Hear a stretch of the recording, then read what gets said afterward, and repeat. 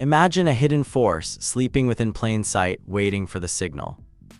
A secret army unknown to its own people, prepared for a war that never truly came. This isn't fiction. This is Operation Gladio, a clandestine network born from the ashes of World War II, shrouded in Cold War paranoia. Its true purpose: to resist Soviet invasion. Its alleged legacy: a shadowy hand in Europe's deadliest terror attacks. Post-WW2 Europe was a battleground of ideologies. The Iron Curtain descended, and the West feared imminent Soviet expansion across the continent. To counter this existential threat, NATO, with significant backing from the CIA, initiated a top-secret plan: stay behind paramilitary units. These networks, codenamed Gladio in Italy, were designed to wage guerrilla warfare if the Soviets ever occupied Western Europe.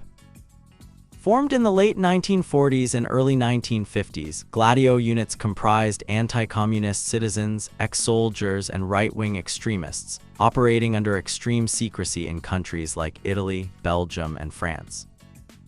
They stockpiled weapons, explosives, and communication gear in hidden caches across the countryside, preparing for sabotage and resistance operations. Each cell was compartmentalized, preventing broader knowledge. The existence of these networks remained an explosive secret for decades, known only to a select few within intelligence agencies and political elites across Europe. The public had no idea. By the 1960s and 1970s, as the direct threat of Soviet invasion seemed less immediate, the purpose of these stay-behind armies began to shift, or so it's alleged. This period, known as the Years of Lead in Italy, saw a surge in political violence and far-right terrorism. Bombings, assassinations, and instability plagued the nation. Critics and investigators began to question if elements of Gladio, initially formed to fight communism, were instead being used to manipulate domestic politics or even incite chaos. The 1969 Piazza Fontana bombing in Milan, killing 17 people, was initially blamed on anarchists. Later investigations pointed towards far-right extremists, some with Gladio ties. In 1978, former Italian Prime Minister Aldo Moro was kidnapped and murdered by the Red Brigades.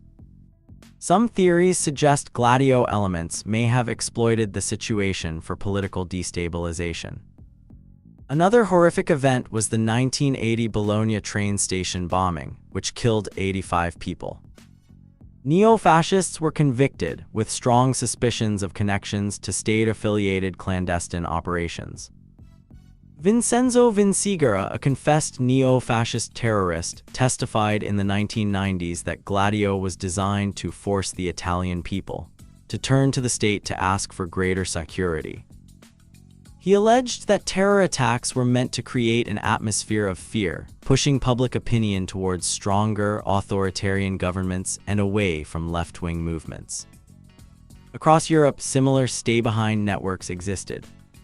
In Belgium, the Straw 8 was discovered to have hidden arms caches, sparking a parliamentary inquiry and public outrage. General de Gaulle in France was reportedly skeptical of these networks, fearing their potential for political interference or even coups, adding another layer of intrigue. In West Germany, the Jalen organization, later part of the BND, was also believed to have links to similar clandestine structures, further extending the network's reach. Greece and Turkey also maintained their own stay-behind units, under the umbrella of NATO secret planning. The true extent of their activities remains a subject of intense debate. The secrecy surrounding Gladio was so profound that even high-ranking government officials in various European countries were unaware of its full scope and operations. The official revelation of Gladio came in 1990, when Italian Prime Minister Giulio Andreotti confirmed its existence to the Italian parliament, sending shockwaves across Europe. This admission triggered parliamentary inquiries and public uproar in several NATO countries, forcing governments to confront decades of covert operations and the uncomfortable questions they raised. Was Gladio a necessary Cold War defense or a dark instrument of covert political manipulation? a strategy of tension designed to control populations through fear.